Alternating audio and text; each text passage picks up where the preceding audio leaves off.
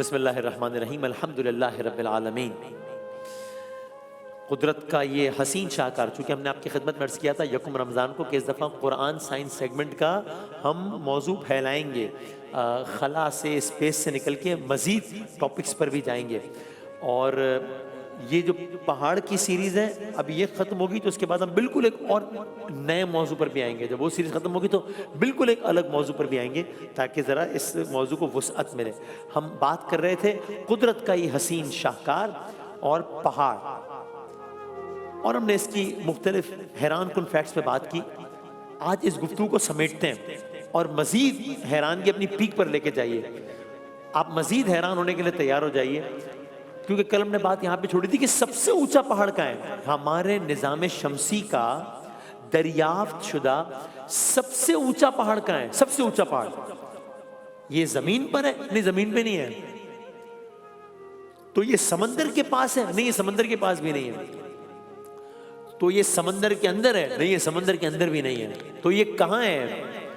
یہ ہماری سب سے اونچا پہاڑ ہمارے سولر سسٹم کا ہماری زمین سے کروڑوں میل دور سیارہ مریخ پر ہے۔ ماؤنٹ اولمپس یا اولمپس مونس مریخ پر ہے، اور یہ اتنا خوفناک حد تک بلند ہے، اتنا خوفناک حد تک بلند ہے کہ ماؤنٹ ایورسٹ جو کہ ہماری زمین کا سب سے اونچا پہاڑ ہے، یہ ماؤنٹ ایورسٹ اس کے مقابلے میں ننھا سا ایک ٹیلا لگے گا، اتنا اونچا پہاڑ ہے مریخ پر۔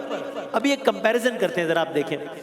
ہم نے آپ کی خدمت میں عرض کیا تھا اب ماؤنٹ ایورسٹ یعنی زمین پر جو انسان نے سب سے اونچی بلڈنگ بنائی ہے، سب سے اونچی، وہ یہ برج خلیفہ ہے، جو کہ ابھی آپ کو چھوٹی سی نظر آ رہی ہے۔ اس کی وجہ ہے کہ آپ کو چھوٹی سی کیوں نظر آ رہی ہے؟ کیونکہ انسان کا اتنی ترقی کے بعد بنایا گیا سب سے اونچا شاہکار ہے یہ برج خلیفہ، لیکن اس زمین پر قدرت کا جو سب سے اونچا شاہکار ہے ماؤنٹ ایورسٹ، اس کے مقابلے میں برج خلیفہ یہ کچھ ہے ہی نہیں۔ یعنی کہاں برج خلیفہ جو 1 کلومیٹر بھی نہیں ہے، اور کہاں ماؤنٹ ایورسٹ جو 9 کلومیٹر طویل ہے، 9 کلومیٹر اونچا ہے۔ لیکن اب آگے بڑھتے ہیں، ماؤنٹ ایورسٹ اس کی حیثیت کیا ہے؟ یہ ماؤنٹ ایورسٹ جو تقریباً 9 کلومیٹر اونچا ہے، مریخ پر جو پہاڑ ہے اولمپس مونس، یہ تقریباً 25 کلومیٹر اونچا ہے، ماؤنٹ ایورسٹ سے بھی بہت زیادہ بلند۔ ماؤنٹ ایورسٹ اس کے مقابلے میں کچھ نہیں ہے، 3 گنا اونچا ہے ماؤنٹ ایورسٹ سے۔ یہ ہے سولر سسٹم کا سب سے اونچا پہاڑ۔ یہ ایک بہت دلکش لیکن بہت خوفناک آتش فشاں پہاڑ ہے یہ۔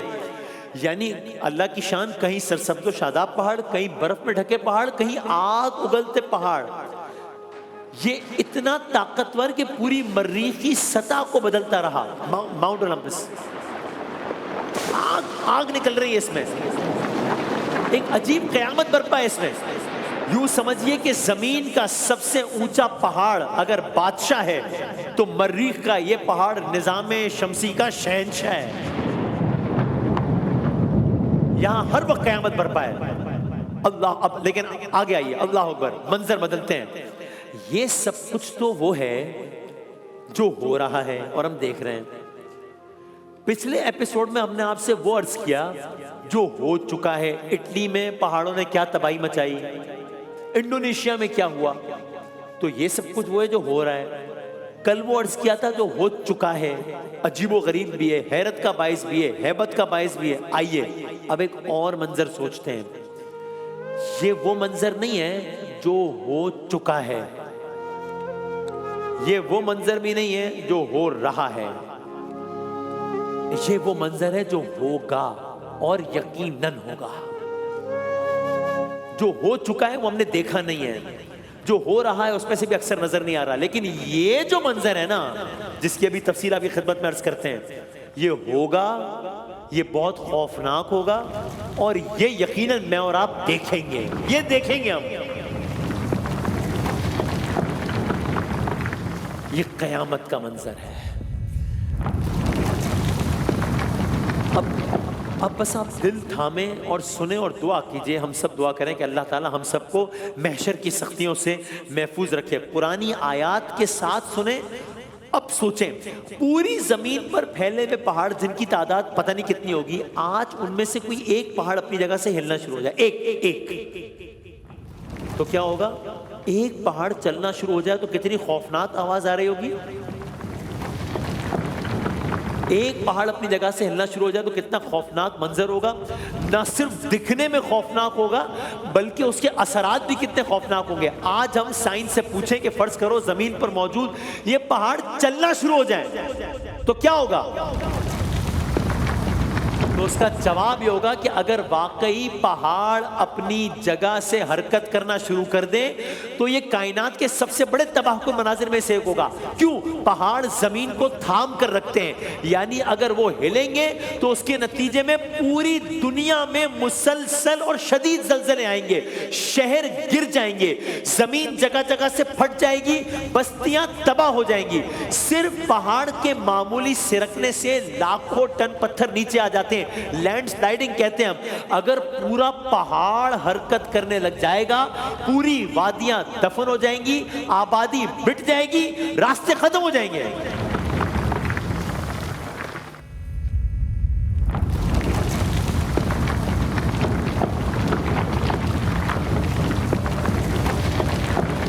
لیکن اب ہم اس منظر کو اور آگے لے کے جاتے ہیں. یہ سب کچھ تباہی یہاں پہ نہ رکے گی.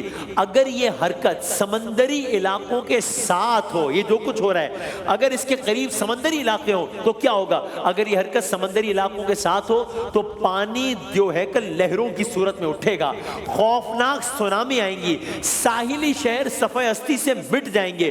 اس کے ساتھ ساتھ زمین کے اندر کا نظام بگڑ جائے گا، آتش فشاں پہاڑ پھٹنے لگیں گے، لاوا آگ دھوئیں سے آسمان سیاہ ہو جائے گا. خلاصہ یہ ایک پہاڑ کا ہل جانا بہت بڑی تباہی لا سکتا ہے.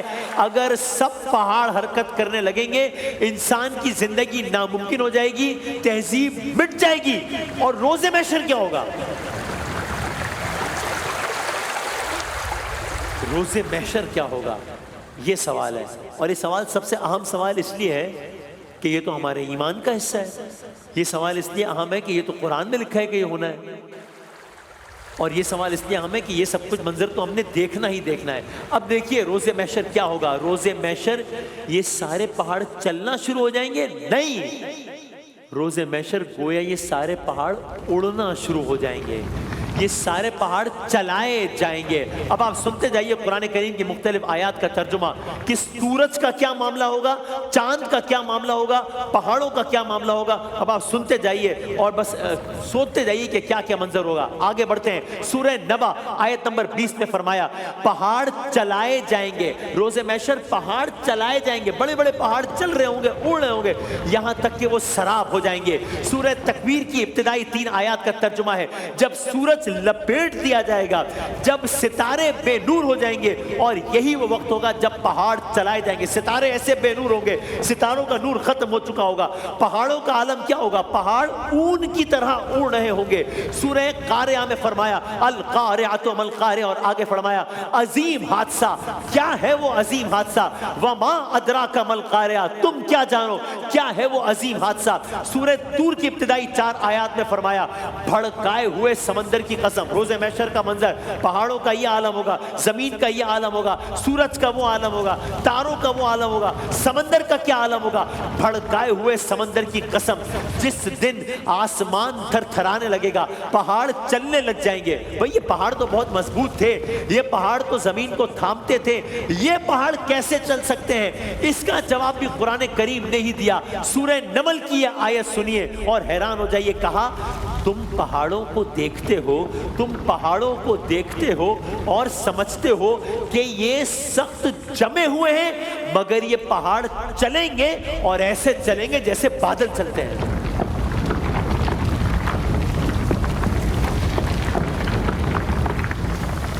پہاڑ ایسے چلیں گے جیسے بادل چلتے ہیں. زمین کا کیا عالم ہوگا؟ سورہ زلزال میں فرمایا بسم اللہ الرحمن الرحیم اذا زلزلت الارض زلزالها، زمین پوری شدت کے ساتھ ہلا دی جائے گی، واخرجت الارض اثقالها، زمین اپنے بوجھ نکال کر باہر کر دے گی، وقال الانسان ما لها، انسان کہے گا یہ سب کیا ہو رہا ہے، انسان کہے گا زمین کو کیا ہو گیا ہے۔ سورہ انفطار میں کہا روز محشر وہ دن ہوگا جب آسمان پھٹ جائے گا، جب ستارے بکھر جائیں گے، جب سمندر بہا دیے جائیں گے، جب قبریں الٹا دی جائیں گی۔ تب یہی پہاڑ کہ جس ایک پہاڑ کی ہیبت ہمیں حیران کر رہی ہوتی ہے، پریشان کر رہی ہوتی ہے، یوم یقوم الناس، اور اس دن کیا ہوگا، یہ پہاڑ ڈھکے ہوئے اون کی طرح اوڑے ہوں گے۔ کاٹن کا نہیں ہوتا روئی، آپ اس کو زور سے ماریں اون ایسے اوڑا ہوتا ہے۔ یہ ہیبت ناک پہاڑ جس کے ایک ایک پہاڑ کی ہیبت کے بارے میں ہم نے سنا اور دیکھا کیا ہوتا ہے، دنیا کے کائنات کے سارے پہاڑ ڈھکے ہوئے اون کی طرح اس روز اوڑے ہوں گے، اور اس کی وجہ سے کیا ہوگا یہ سب آپ نے سن لیا۔ عشرۂ مغفرت اس دعا کے ساتھ کہ اللہ تعالیٰ اس دن جب یہ ہولناکی چھائی ہوئی ہوگی سارے منظر پہ، جب انسان کے دل دہلائے جا رہے ہوں گے، جب انسان کہہ رہا ہوگا وقال الانسان ما لہا، یہ کیا ہو رہا ہے، تب اللہ تعالیٰ میرا، آپ کا، ہم سب کا خاتمہ خیر کے ساتھ کرے اور ہم خیر کے مناظر دیکھیں انشاءاللہ۔